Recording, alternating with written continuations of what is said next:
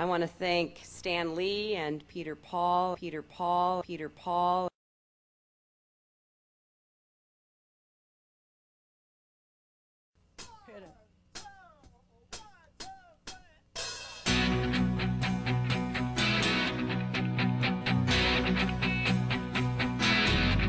I could turn back time, if I could find a way, I'd take back those words that It was an extraordinary array of the leadership of the Democratic Party and A-list Hollywood. We'd like to dedicate this to Mrs. Clinton tonight. God bless.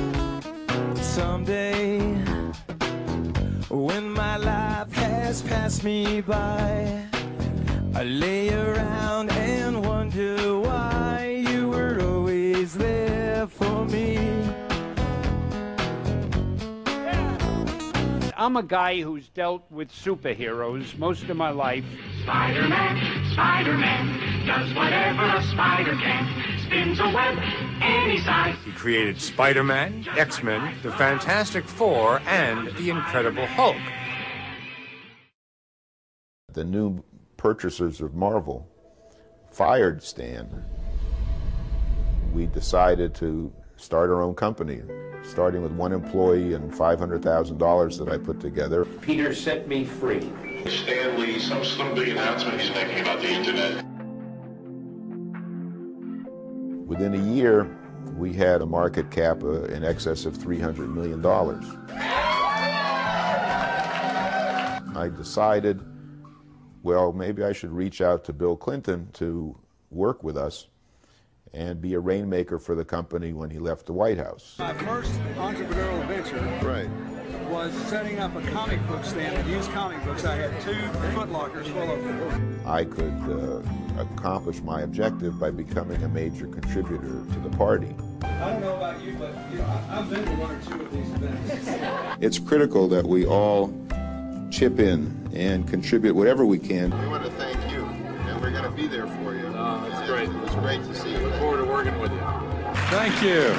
This has nothing to do with campaign contributions at all. How are you? Nice to see you again. I'm very glad to see you again. And I also want to thank Stan and Joan and Peter and Andrea for their support. You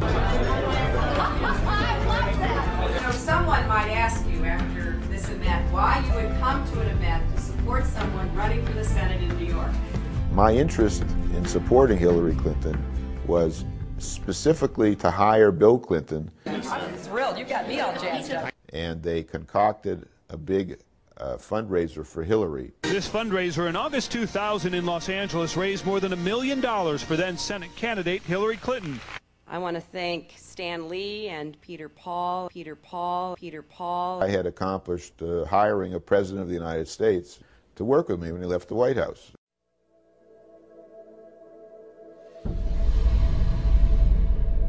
The Washington Post published the first article of Peter Paul having a felony record from 2 decades previous. And that I didn't contribute any money to her campaign, and she vowed she wouldn't take any money from me. And her representatives, in making these false allegations, were lying on her behalf.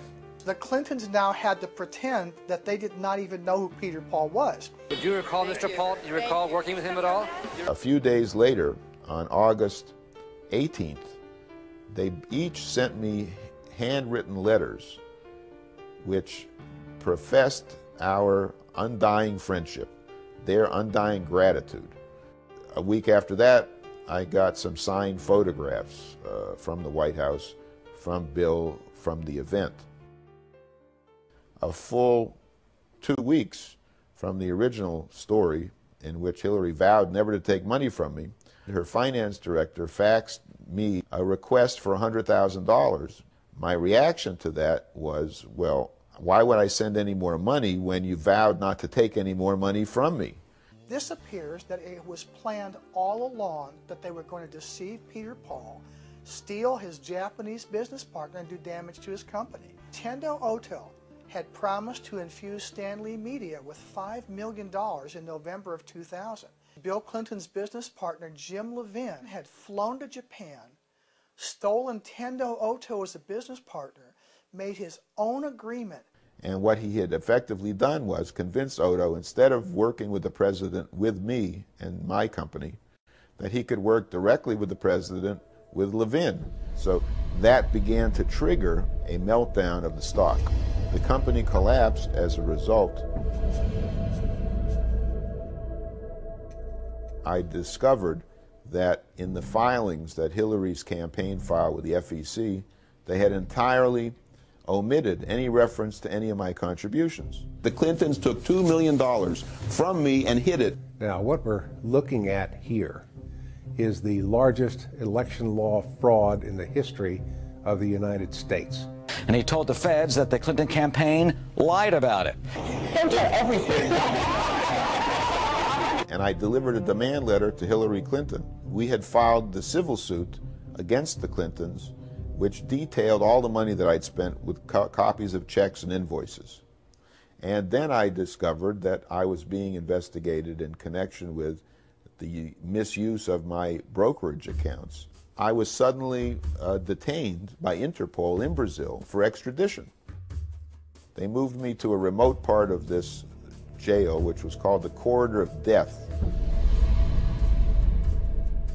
in which 16 inmates had been immolated. They would be chanting, "Burn the gringo." My family wasn't able to hear from me at all. They didn't know what was happening. And I never knew from one day to the next if he was alive or dead. The Clintons were able to have the original civil suit thrown out on the basis of that I was a fugitive at the time. Hillary's skill has been in seeing to it that obvious crimes didn't reach the level of being placed in front of a jury. Because if they ever had, she might have been baking cookies in the same place that Martha Stewart did.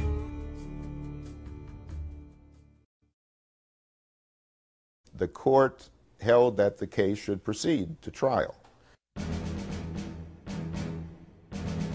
But clearly this could have implications for Mrs. Clinton's political future. Sure, this could have serious implications not just for her 2006 re-election campaign, but for 2008, where she's the front runner for the presidential nod. The chief of public integrity finally indicted David Rosen. The finance director for Hillary Rodham Clinton's Senate campaign is in trouble with the law. The feds charging David Rosen with intentionally understating contributions for a Hollywood fundraising gala. Hillary Clinton's former chief fundraiser under fire for allegations of lying about the cost of a fundraiser put together on her behalf. The judge that officiated over the Rosen trial was appointed by the Clintons. The judge stated that Hillary had absolutely nothing whatsoever to do with that case. The judge went out of his way, took every possible effort to make certain that everyone on that jury knew that Hillary Clinton had nothing whatever to do with what Mr. Rosen did. He turned it into a referendum on the credibility of Peter Paul, making a remark that he's a con man. And a totally corrupt individual who couldn't be believed or trusted.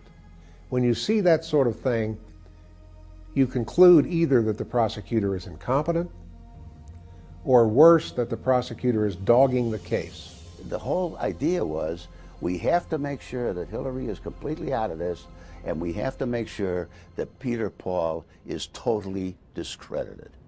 Senator Clinton has not been charged in the case. The fact that you are probably not aware that this landmark litigation is now proceeding in a California court indicates how effective the Clintons have been in thwarting the media from exposing the facts on the public record that would normally end any politician's career and land them in jail.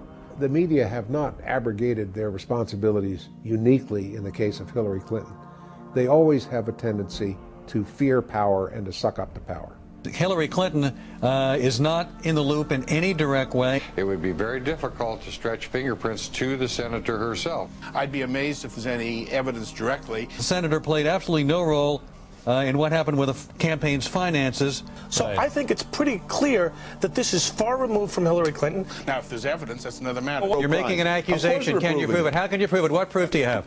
Hillary Clinton called me in my office in July of 2000, and I started my video camera to capture a conversation that we had with myself and other people in the office.